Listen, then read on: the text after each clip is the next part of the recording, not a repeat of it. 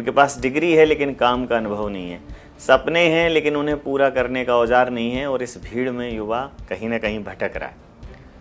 हमारी जो education system है उसमें रिसर्च के लिए कोई स्कोप ही नहीं है। हमारी यूनिवर्सिटी में रिसर्च के लिए जो फंड्स हैं वो ना के बराबर हैं, बहुत नाकाफ़ी हैं। रिसर्च और डेवलपमेंट के नाम पर हमारे यहाँ कोई प्रोग्राम ऐसा नहीं है जो हमारे एजुकेशन सिस्टम के साथ कदम ताल करे।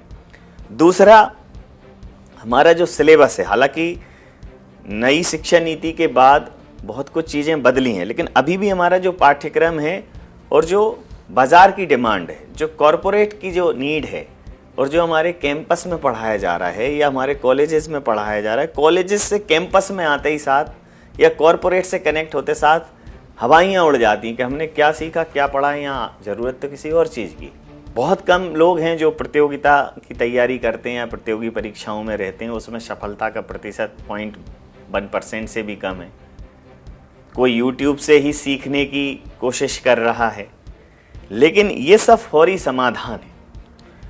ऐसे में सवाल उठता है कि क्या हमारी शिक्षा व्यवस्था युवाओं को नौकरी के लिए तैयार कर रही है या पढ़े लिखे बेरोजगार युवाओं की एक फौज तैयार कर रही है। हर साल करोड़ों युवा, लाखों युवा ग्रेजुएट और पोस्ट ग्रेजुएट होते हैं, और उनमें अगर एम्प्लॉयबिलिटी स्किल्स के हिसाब से टेस्ट उनका लिया जाए तो 2 या 3% युवाओं में वो योग्यता और दक्षता होती है।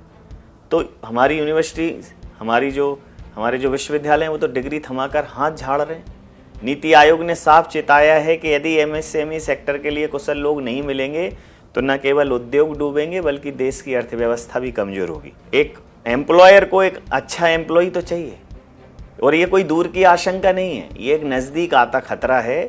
जिस युवा को आपने स्कूल से कॉलेज तक पहुंचाया उसे रिसर्च करना नहीं सिखाया, प्रैक्टिकल ट्रेनिंग देना ज़रूरी नहीं समझा, तो फिर कैसे उम्मीद कर सकते हैं कि वह उद्योगों को आगे बढ़ाएगा या उसमें एक महत्वपूर्ण भूमिका निभाएगा।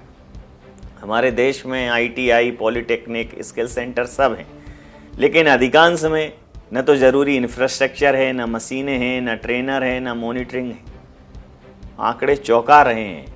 भारत के केवल 4.7 यानी 4.7% लोग ही फॉर्मल स्किल ट्रेनिंग से गुजरे हैं, जबकि अगर हम यूरोप की बात करें, जर्मनी में ये आंकड़ा 75% से ऊपर है। यूरोप के अन्य देशों की बात करें 50% से ऊपर। हमारे यहाँ 4% लोग ही सिर्फ प्रैक्टिकल ट्रेनिंग लेके गुजरे हैं। तो क्या हुआ उस नवीन शिक्षा नीति का जो रोजगार उन्मुखी होनी थी? क्या हुआ उस वायदे का कि हर हाथ को हुनर मिलेगा? क्या हुआ उस स्किल इंडिया मिशन का जिसका उद्देश्य देश को विश्व का स्किल हब बनाना था?